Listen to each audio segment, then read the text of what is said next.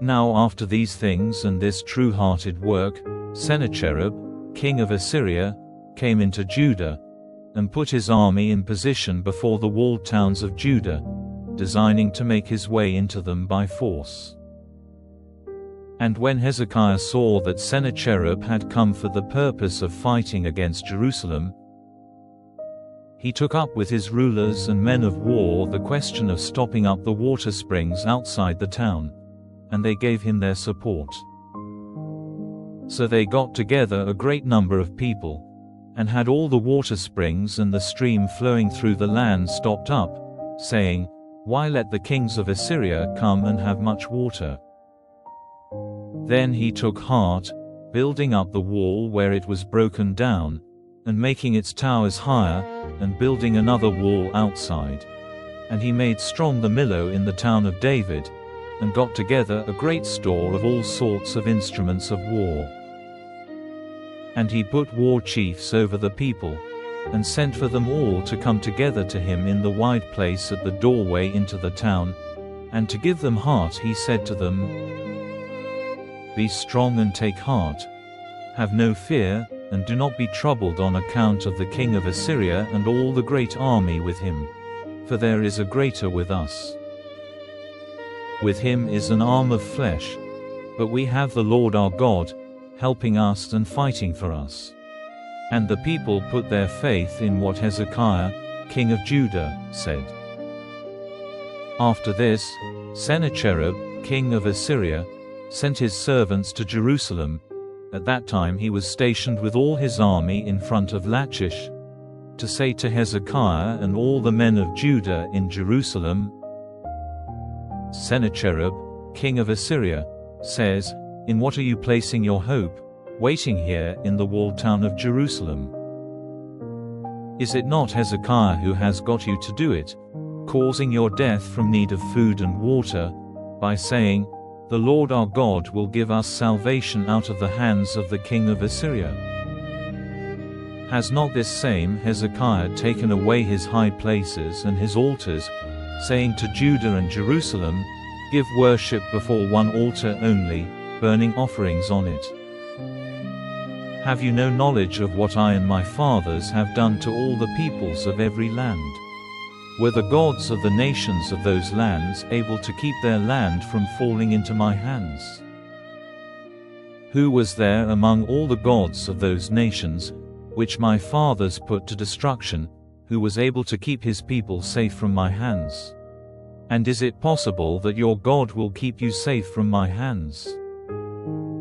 So do not be tricked by Hezekiah or let him get you to do this, and do not put any faith in what he says, for no God of any nation or kingdom has been able to keep his people safe from my hands, or the hands of my fathers.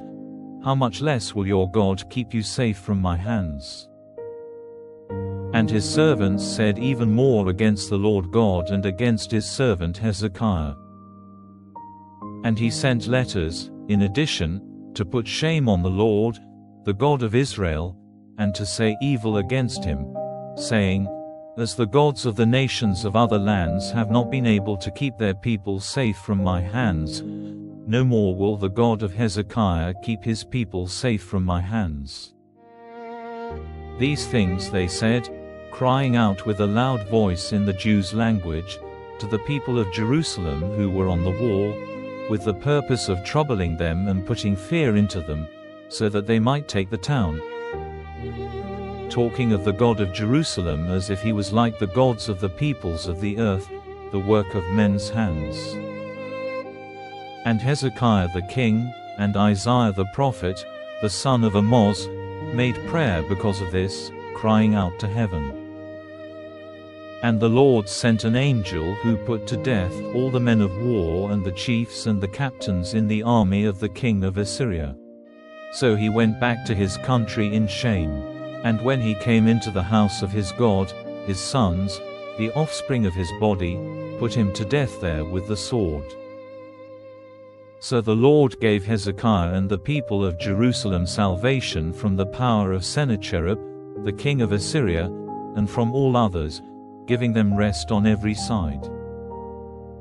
And great numbers came to Jerusalem with offerings for the Lord, and things of great price for Hezekiah, king of Judah, so that he was honored among all nations from that time. In those days Hezekiah was ill and near death, and he made prayer to the Lord, and the Lord in answer gave him a sign. But Hezekiah did not do as had been done to him, for his heart was lifted up in pride, and so wrath came on him and on Judah and Jerusalem. But then Hezekiah, in sorrow for what he had done, put away his pride, and he and all Jerusalem made themselves low, so that the wrath of the Lord did not come on him in Hezekiah's lifetime. And Hezekiah had very great wealth and honor, and he made himself storehouses for his gold and silver and jewels and spices, and for body covers and all sorts of beautiful vessels, and storehouses for the produce of grain and wine and oil, and buildings for all sorts of beasts and flocks. And he made towns for himself, and got together much property in flocks and herds, for God had given him great wealth. It was Hezekiah who had the higher spring of the water of Gihon stopped, and the water taken down on the west side of the town of David. In everything he undertook, Hezekiah did well. However, in the business of the representatives sent by the rulers of Babylon to get news of the wonder which had taken place in the land, God gave up guiding him, testing him to see what was in his heart.